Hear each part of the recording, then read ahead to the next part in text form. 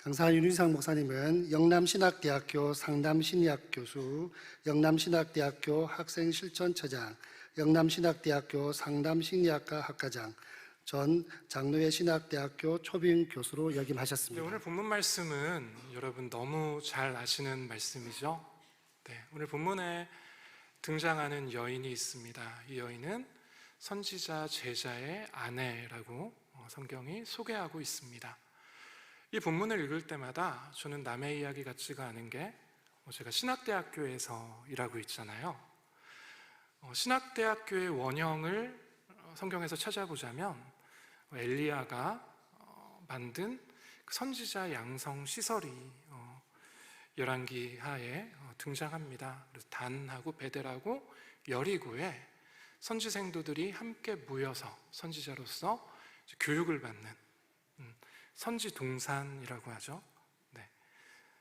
그 본문이 나오기 때문에 저는 이 본문을 읽을 때마다 우리 신학교 학생들이 생각이 나요. 근데 선지 생도 이 아내는 남편을 사별한 여인이었습니다. 그럼 지금도 신학대학원에서 목회자의 길을 걸어가고 계시는 교육 전도사님께서 가정을 이루셨는데 중간에 혹시라도 하나님의 부르심을 받게 된다면 그 남은 사모님의 삶의 형편이 어떨까 우리가 쉽게 짐작해 볼 수 있잖아요. 근데 이 시대도 마찬가지였습니다. 이 시대만 해도 경제적인 활동이라고 하는 게 가정에서 대대로 이렇게 전해져 내려오는 자기 분깃, 자기 땅에서 농사를 짓는 것이 경제를 꾸려가는 기본적인 구조라고 한다면, 이 선지자 공동체로 들어온 이들은 어때요? 다 자기 분깃을 놓고 들어온 분들이에요. 그러니까 이 선지자의 제자가 죽고 나서 그 아내분은 생활력이 있을 수가 없는 거죠. 아무런 분깃도 없고. 근데 또 아이가 둘이나 있었어요. 살려고 애쓰다 보니 빚을 계속 지게 되고, 이제 체주들이 와서 이 아이들을 노예로 데려가려고 하는 그런 상황까지 온 거예요. 근데 그때 마침 엘리사 선지자가, 지금으로 말하자면 총회장님 정도 되겠죠? 그 선지학교, 선지자 공동체로 오신 거예요. 그러니까 이분이 얼마나 갈급했겠어요. 그래가지고 정말 절박한 마음으로 엘리사 선지에게 찾아갑니다. 그래서 사정을 이야기하죠. 좀 도와달라고, 너무 힘들다고. 자, 그렇다고 한다면, 여러분이 엘리사라고 한다면 여러분은 이분에게 뭐라고 이야기하시겠습니까? 사실 저는 이 본문을 읽을 때마다 좀 상처가 됩니다. 왜냐하면 저는 상담을 가르치는 사람이거든요. 목회 상담의 기본이라도 배웠다면 엘리사가 말을 이렇게 꺼내면 안 돼요. 대놓고 뭐라 그래요? 그래, 그럼 내가 너를 어떻게 도울까? 니네 집에 뭐 있는지 나한테 말해. 아니, 지금 쥐뿔도 없어서 너무 절박해서 아무것도 없어서 찾아온 이 여인에게 대뜸 묻는 게 뭐예요? 니네 집에 뭐 있니? 이거 묻고 있는 거예요. 정상적인 상황이라면 뭐부터 해야 되겠어요? 위로해주고 공감해주고, 얼마나 힘드셨어요, 그죠? 손이라도 꼭 잡아드리면서 제가 어떻게 도울 수 있을까요? 이렇게 나와야 정상인데, 첫 마디가 뭐예요? 너희 집에 무엇이 있는지 나한테 말해라. 있기는 뭐가 있어요? 아무것도 없죠. 정말 없으니까 이제 애들이 팔려가게 생겼잖아요. 근데 또 엘리사가 물으니까 아무것도 없어요 라고 말할 수는 없잖아. 곰곰이 생각해 봤더니 아예 없진 않아요. 딱 하나 있었죠? 뭐가 있었어요? 집에 기름이 한 병이 있더라. 여러분이 여인의 지금 상황에 이 기름 한 병이 어떤 의미일까요? 이 삶의 위기는 너무 크잖아요. 너무 압도적인 어려움이 지금 내 앞에 있어요. 그래서 이 너무 큰 압도적인 어려움에 비추어서 내가 가진 것, 내게 있는 것을 생각해 보면 나한텐 아무것도 보이지 않는 게 맞아요. 없는 게 맞죠. 근데 곰곰이 생각해 보면 사실 없지는 않더라라는 거예요. 기름 한 병이 있기는 있더라. 근데 여러분, 이 여인의 엘리사 앞에 나올 때의 심정과 우리의 심정이 사실 크게 그리 다르지 않잖아요. 오늘 교사대학으로 모였습니다. 어떤 마음으로 이 자리에 오셨나요? 여러분도 내가 교사로 하나님께서 나에게 맡겨주신 그 귀한 영혼들을 길러내는데 늘 뭐가 보이세요? 내게 없는 거, 부족한 거, 그죠? 그런 것들 보이잖아요. 여러분이 이 세상을 살아가면서 하나님 앞에 기도하러 나오실 때, 하나님을 만나러 그 절박한 마음으로 나오실 때 여러분은 늘 무엇을 바라보세요? 나한테 없는 거, 그 큰 문제. 왜 그 큰 문제에 비추어 볼 때 사실 나에게 있는 것이 있기는 있지만 이건 사실 없는 거나 똑같은 거야, 그죠? 빚이 이만큼 있는데 기름 한 병이 그게 무슨 의미가 있겠어요? 그런데 재밌는 것은 성경에서 하나님은 하나님의 사람들이 당신을 찾아올 때 늘 너에게 무엇이 있느냐 물으신다라는 거예요.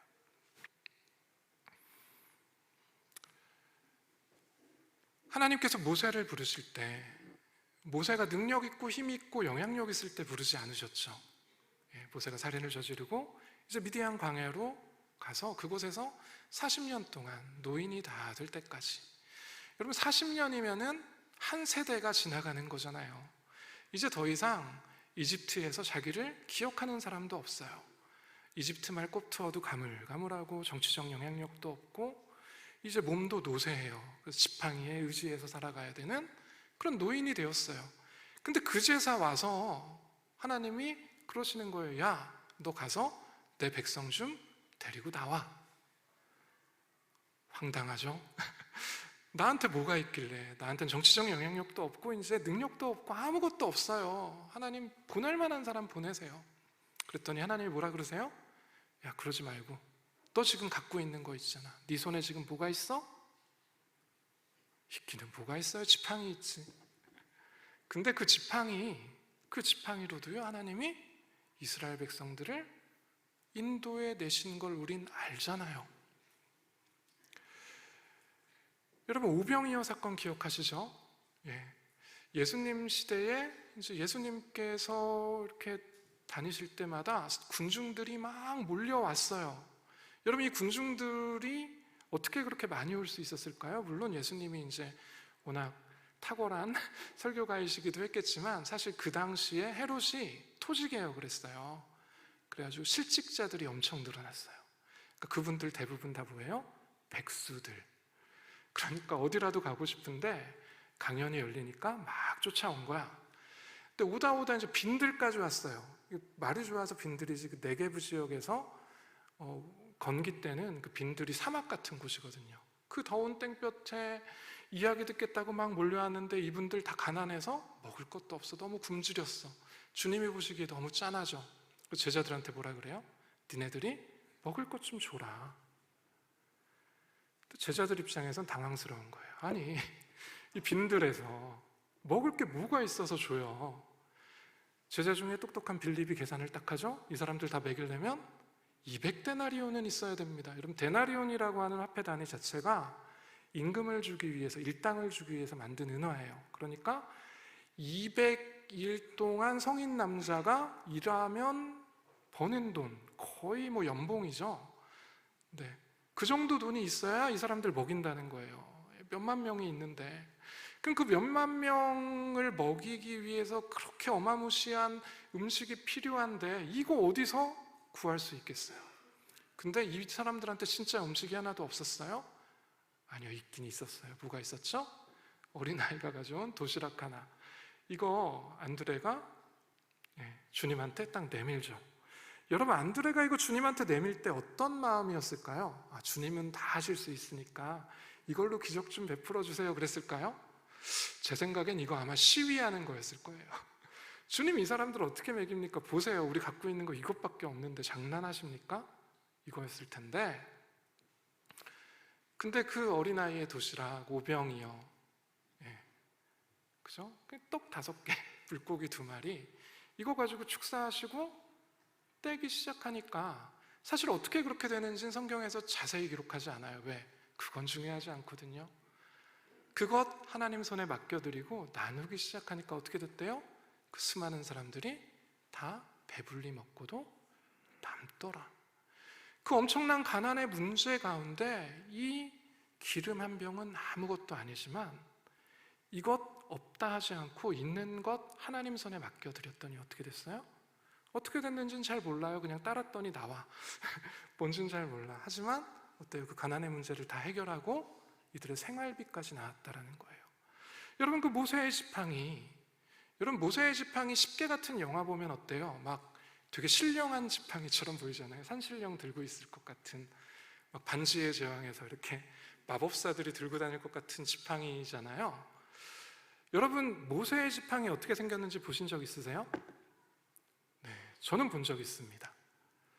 보니까 희년이잖아요. 제가 오기 전에 홈페이지 잠깐 들어가서 봤는데 희년 기념으로 그 3월인가 그 성지순례 다녀오신 걸로 알고 있는데, 그 튀르키예에 가시면 그 이스탄불에 그 토카피 팰리스 뮤지엄이라고 그 토카프 왕궁 박물관이라는 곳이 있습니다. 혹시 가셨나요? 네. 그곳에 가면 여러분이 믿든지 믿지 아니하시든지 그곳에 모세의 지팡이가 있습니다. 그곳에 다윗의 칼도 있어요. 물론 믿거나 말거나인데, 근데 우리가 그냥 무시할 수만은 없는 게, 여러분 그 튀르키예 이스탄불이 옛날 지명이 뭐예요? 컨스탄티노플이었죠. 동로마 제국 수도였습니다. 그러니까 동로마 제국 어떤 그 종교, 그 캐톨릭의 중심지였고, 그리고 그 뒤에 이제 오스만 터키 제국이 이제 거기를 점령하고 나서 이제 이슬람의 굉장히 중요한 성지가 되죠. 그리고 술탄이 그곳에 왕궁을 짓고, 근데 이슬람에서도 모세오경을 같이 공유하기 때문에 그들에게도 모세는 되게 중요해요. 다윗도 되게 중요하고. 그래서 그들이 가지고 있는 정치력을 가지고 성지에서부터 보물들을 긁어 모아온 거예요. 그러니까 어느 정도 고증이 된 거죠. 그러니까 모세의 지팡이가 아닐지라도 그 당시 미디안 광야에서 양을 치던 사람들이 쓰던 지팡이일 거란 말이에요. 그래서 기대를 엄청 하고 갔어요. 지팡이 어떻게 생겼게요? 여러분 뒷산 가실 때 등산로에서 걸어가다가 힘들면 작대기 하나 줍잖아요. 요만한 작대기예요. 요만한 작대기. 두껍지도 않아요. 여러분 노인네가 두꺼운 지팡이 어떻게 들고 다녀요? 이렇게 얇은 지팡이고 끝에 살짝 갈려져 있어가지고 양이 말 안 들으면 목 살짝 걸어서 이렇게 밀고 다니는 그 지팡이예요. 그러니까 정말 초라하고 별 볼 일 없는 지팡이죠. 근데 이 지팡이가 하나님의 일을 위해서 들려졌을 때, 하나님 손에 맡겨 드렸을 때, 하나님이 그러잖아요. 네 손에 있는 게 뭐냐? 지팡이입니다. 그랬더니 그 지팡이 내려놔 그러시잖아요. 땅바닥에 딱 내려놨죠. 이게 뭐예요? 헌신입니다. 헌신. 나의 삶의 방편을 딱 내려놓은 거잖아요. 그러고 나서 여러분 이제 우리가 신앙생활 할 때 헌신만 하시면 안 돼요. 내려놨으면 다시 뭐 해야 돼요? 다시 집어들어야 됩니다. 그게 뭐예요? 이제 소명을 붙드는 거죠. 나의 삶을 하나님께 내려놓고 이제 하나님한테 맡겨드렸으니 하나님 책임지세요. 나는 몰라요. 이러시면 안 돼요. 그게 아니고 이제 하나님의 방법대로 살기로 결단하는 거죠. 그래서 집대 어떻게 지불해요? 하나님이 요상하게 지불해요. 딱 내려놨더니 뱀이 됐어요. 여러분 뱀을 잡으려면 어딜 잡아야 돼요? 머리를 잡는 게 상식이죠. 여러분 모세가 뱀을 얼마나 많이 잡아봤을까요? 어마무시하게 잡았어요. 왜? 미디안 광야는 원래 뱀이 많은 곳이에요. 그러니까 성경에 보면 하나님이 이스라엘 백성들을 지키셔서 광야 생활 동안 뱀에 물리지 않았지만 투정 부릴 때 하나님이 잠깐 손길을 거뒀더니 어때요? 바로 불뱀이 와서 물어버리죠. 그러니까 뱀이 되게 많은 지역이에요. 간주한 지역인데 거의 땅꾼 수준이죠, 모세는. 근데 모세한테 뭐라 그래요? 야, 꼬리 잡아, 꼬리. 여러분 같으면 잡겠습니까? 여러분이 여러분의 삶을 하나님 앞에 헌신했어요. 딱 드리고 났더니 어때요? 삶이 이제 딱 떼어놓고 보니까 내가 몰입되어 있을 땐 몰랐는데 이게 만만치 않은 거예요. 너무 무서워, 불편해. 내가 알기론 머리를 잡아야 되는 건데 근데 하나님이 자꾸 꼬리 잡으래. 근데 하나님의 방식대로 그 꼬리를 잡으면 그 지팡이가 마테하 모세의 지팡이였던 그 지팡이가 이제 그 꼬리를 잡아 다시 지팡이가 되는 그 순간부터 이름이 바뀝니다. 마테하 엘로힘, 하나님의 지팡이가 됩니다. 그리고 그 별 볼 일 없는 그 하나님의 지팡이로 모세가 그 당시 세계 최고의 제국 이집트를 징치하고 홍해를 가르고 하나님의 백성들을 끌고 나오는 것을 우리가 보지 않습니까?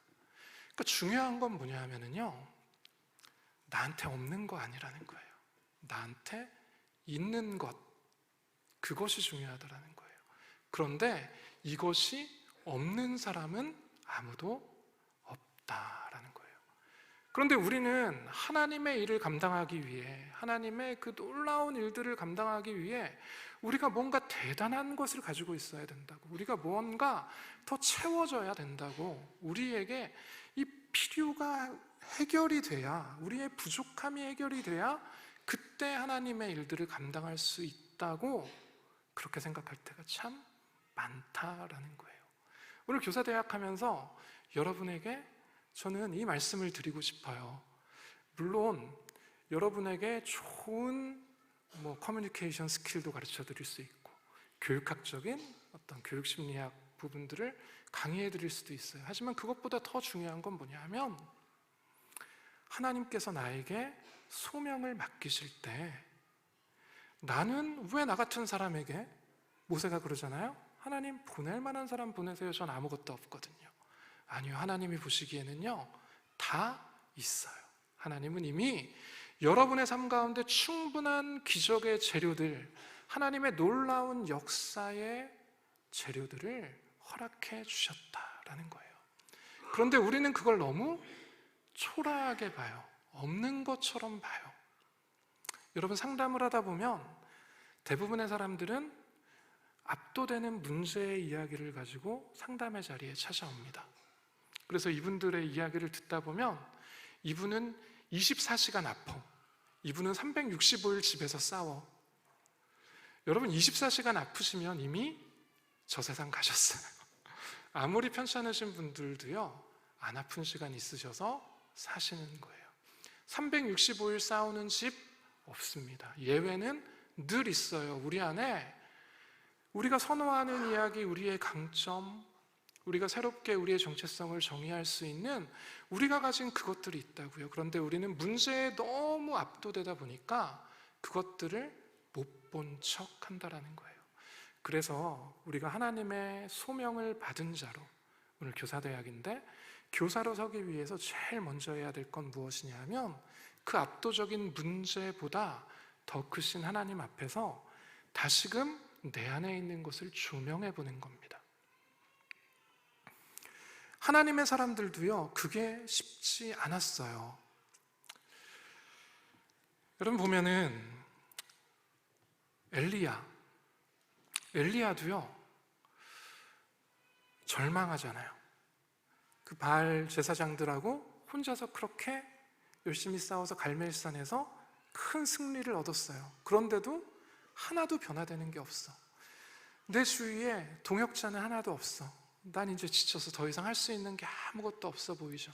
하나님 너무너무 지쳤어요. 정말 없어요. 근데 하나님이 알려주시죠? 아니, 없지 않아. 바알에게 무릎 꿇지 않은 믿음의 동시 7,000명 있다고. 그죠? 정말 아무 소망 없어 보이던 에스겔 선지 시대.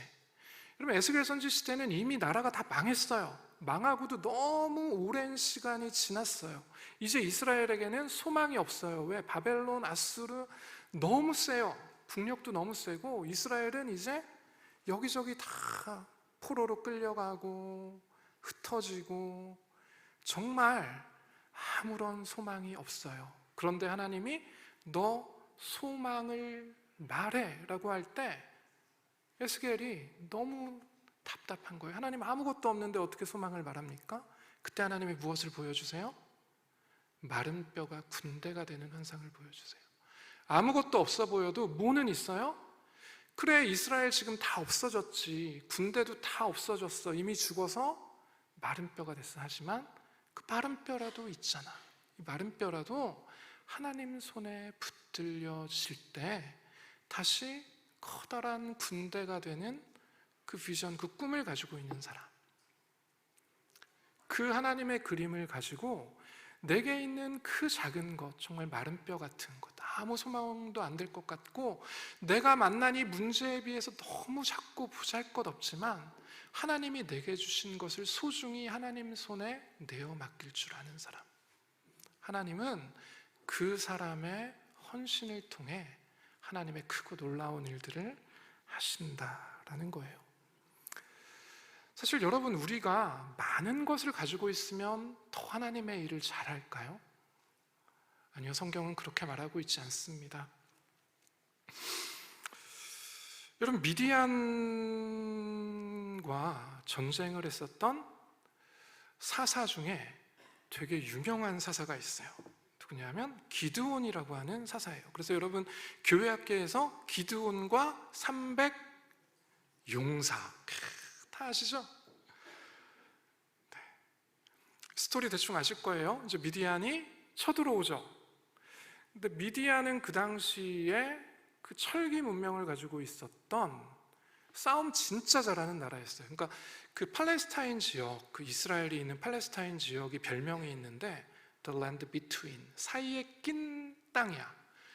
어떤 사이에 꼈어요? 밑에는 이집트라고 하는 세계 최고의 제국, 위에는 바벨로니아하고 아스리아라고 하는 최고의 제국 가운데서 사이에 껴서 맨날 전쟁터로 사용되는 곳이에요. 그러니까 여기서 살아남은 민족들은 다 뭐예요? 싸움의 잔뼈가 굵은 나라죠. 그 나라들 중에서도 미디안은 철병거를 가지고 있었던, 그러니까 지금으로 말하면 탱크 정도 가지고 있는 거예요. 여러분, 그 옛날 사극 보시면, 삼국시대를 다루는 사극을 보시면 이제 전쟁에 대비하기 위해서 한철검을 만들려고 막 애쓰는 그런 스토리들이 많이 나오죠. 그게 뭐냐면 철기 문명과 청동기 문명이 맞서 싸울 때 청동기 무기는요, 철제 무기랑 부딪히면 다 깨집니다. 그러니까 철제 무기를 가지고 있는 나라가 그 당시에는 압도적인 군사력을 가지고 있는 나라였어요. 근데 미디안은 철제 검이 있는 것뿐 아니라 철병거까지 있었던 나라예요. 근데 그때 이스라엘은 철제 무기가 없었어요.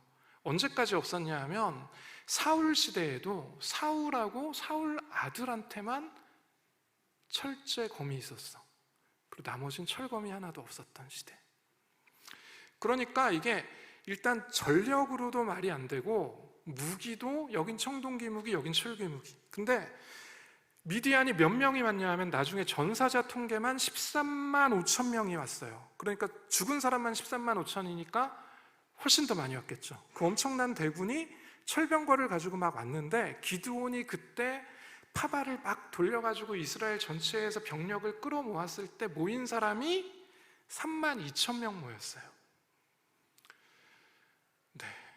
그러니까 되게 보수적으로 잡아서 한 20만 명이라고 보고, 20만 명의 총 들고 있는 사람하고, 지금으로 말하자면 탱크 가지고 있는 사람들하고 검 하나 들고 있는 3만 2천 명하고 전쟁하는 거예요. 전쟁이 되겠습니까? 근데 하나님이 기드온한테 뭐라 그랬는지 아세요? 야, 병력이 너무 많아. 너무 많아. 그래서 뭐라 그러냐 하면, 자, 가가지고 이렇게 이야기해. 무서운 사람, 싸움 못하겠는 사람, 집으로 돌아가 라고 이야기했다라는 거예요. 여러분, 이런 이야기를 지도자가 딱 하면 어떻게 해야 될까요? 그래도 우리는 선민인데, 하나님의 백성인데, 저 할례 받지 않은 하나님의 이름을 모독하는 저들을 위해 내가 목숨을 걸고 싸워야지 어딜 갑니까? 이럴 줄 알았는데 2만 2천 명이 훅 가버려요. 그럼 몇 명 남았어요? 3만 2천 명 중에 2만 2천 명 갔으니까 10,000명 남았죠. 여러분, 근데 10,000명 앞에서 공연이나 설교나 이런 거 해보신 적 있으세요? 10,000명이요, 사람 엄청 많아 보입니다. 운동장에 왜 옛날에 애국조회 할 때 가득해 보였잖아요. 그때 인원수 생각해 보세요. 몇 명 안 돼요. 10,000명 모아놓으면 막 뭐든지 할 수 있을 것 같아. 하나님이 그러는 거예요. 아직도 너무 많아. 그래서 얘네들 데리고 어떻게 하래요? 물가로 가래. 그래서 물가로 가서 물을 마시게 합니다. 그러니까 여러분, 그 땡볕에서 이렇게 서 있다가, 그 사막 지역이잖아요, 이스라엘. 물가로 갔어요. 그러면 싸움 잘하는 남자애들, 정말 혈기왕성한 그 남자들, 용사들은 물을 어떻게 먹을까요? 막 달려가서 고개를 푹 쳐박고 꿀꺽꿀꺽 먹어야 이게 마초지, 이게 남자지, 그죠? 근데 그 중에 어떤 애가, 여러분 생각해 보세요. 이렇게 애들이 막 축구를 하다가 막 더워 죽겠는데 막 쉬는 시간이 돼가지고 수돗가로 막 달려갔어. 그러면 축구 잘하는 애들은 어떻게 해요? 수돗물 딱 틀고 입 탁 쳐박고 마시죠. 근데 그 중에 어떤 애가 수돗물을 이렇게 받아가지고 깨작깨작 핥아 먹으면 걔는 100% 싸움 못하는 애입니다. 하나님이 기드온한테 뭐 시켰냐 하면 이렇게 해가지고 개처럼 핥아먹는 사람만 모으래. 왜? 그렇게 먹는 사람이 제일 적었거든. 몇 명 중에? 10,000명 중에 몇 명? 300명. 그러니까 이 300명은요 용사가 아닙니다. 싸움 잘하는 애들 아니고요, 어찌 보면 제일 여성스러운 제일 싸움 못할 그 300명. 근데 그 300명이면 충분하다라는 거예요. 여러분, 우리는 뭔가 대단한 게 있고 내가 의지할 만한 것이 있으면 그때 하나님의 일을 잘 감당할 수 있을 거라 착각합니다. 그런데 오히려 그러면 우리는 하나님을 의지하는 가장 강력한 우리의 힘을 잃어버리게 됩니다. 그래서 하나님은요 굳이 32,000명 모인 사람들을 다 흩으시고 그 아무것도 아닌 것처럼 보이는 그 300명의 헌신을 통해 하나님의 놀라운 일을 하신다라는 거예요. 그렇다고 한다면 우리가 하나님의 사람으로 쓰임받을 때 우리에게 정말 중요한 것은 무엇일까요? 내가 대단한 것을 갖는 것, 그것 아니라는 거예요. 아주 작은 것일지라도, 정말 초라해 보일지라도 내가 가지고 있는 그것을 내가 온전히 하나님께 맡겨드릴 수 있는가? 탁월한 교사는 어떤 교사일까요? 하나님이 내게 맡겨주신 그 작은 것, 나의 성실함, 나의 따뜻한 말 한마디, 그 작은 것, 아무것도 안 넣은 것처럼 보이는 그것을 하나님을 위해 사용할 줄 아는 사람, 하나님 손에 맡겨드릴 수 있는 사람. 그렇게 작은 것을 하나님께 드릴 때 하나님은 우리가 결코 예상하지 못했던 크고 놀라운 것들로, 정말 기적적인 일들로 그 작은 헌신을 교환해 주신다라는 거예요. 여러분, 아브라함에게 하나님께서 아들을 주십니다. 그럼 그 아들, 아브라함이 낳은 아들일까요? 이미 생물학적으로 낳을 수 없는 아들이잖아요. 다 하나님이 주신 거예요. 그럼 아브라함이 믿음이 처음부터 좋았을까요? 아니요, 믿음 되게 안 좋았잖아요. 광야 끌고 다니면서 믿음 좋을 때까지 다 만들어 놨어. 그리고 아들도 정말 낳을 수 없는 아들 하나님이 기적적으로 낳게 하시고 약속도 막 해주셨어. 얘를 통해서 네 후손이 별처럼 모래처럼 많을 거야. 하나님이 준비 다 해놓으셨어요. 그리고 아브라함한테 뭘 원했어요? 이 아들 나한테 바쳐. 성경에 봤더니 아브라함이 어떤 마음으로 모리아산에서 이삭을 바쳤다고 나와요? 신약에 보면 내가 하나님을 경험한 게 있어서 이제 내가 이 아들을 죽이더라도 하나님이 다시 살리실 거야. 왜? 약속의 아이니까. 그래서 이 아이를 하나님께서 받기를 원하셨어요. 어찌 보면 엄청난 헌신이죠. 근데 더 위대한 건 뭔지 아세요? 이 아이를 받으시고 하나님이 그 대신에 누구를 주시는 거예요? 아브라함이 네 독자 이삭도 내게 아끼지 않는 그 마음 받고 하나님은 하나님의 독생자 예수 그리스도를 우리에게 주신다라는 거예요. 하나님의 교환은 늘 그런 거예요. 우리는 정말 초라하고 작은 것 하나님께 드리지만 하나님은 우리가 드리는 그 작은 것을 가지고 우리가 상상할 수 없는 위대한 하나님의 일들을 우리에게 경험하게 해주신다라는 거예요. 엘리사도 그렇고 엘리야도 그렇고 이렇게 과부들하고 좀 이렇게 사연이 많죠. 엘리사도 사렙다 과부네 집에 갑니다. 엘리야도요. 그때 기근이 들어가지고 그리스네가에서 까마귀가 주는 것 얻어먹고 연명하다가, 여러분 선지자가 가오가 있지 뭐 먹고 살았다고요? 까마귀가 물어다 주는 거예요. 여러분 그거 맛있을까요? 양이 많을까요? 정말 연명하는 거죠. 그렇게 지내다가 하나님이 야, 저기 사르밧이라는 곳으로 가면 거기 내가 준비한 여인이 있어. 그 집에 가서 먹을 거 먹으면서 좀 쉬어. 얼마나 기대가 컸을까요? 딱 갔어요. 갔더니 어때요?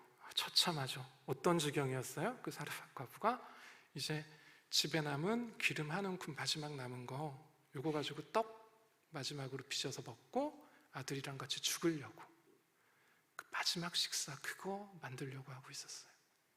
하나님도 야속하지. 거기 가서 얻어 먹으래. 여러분 같으면 입이 떨어지겠습니까? 먹을 것 좀 달라고?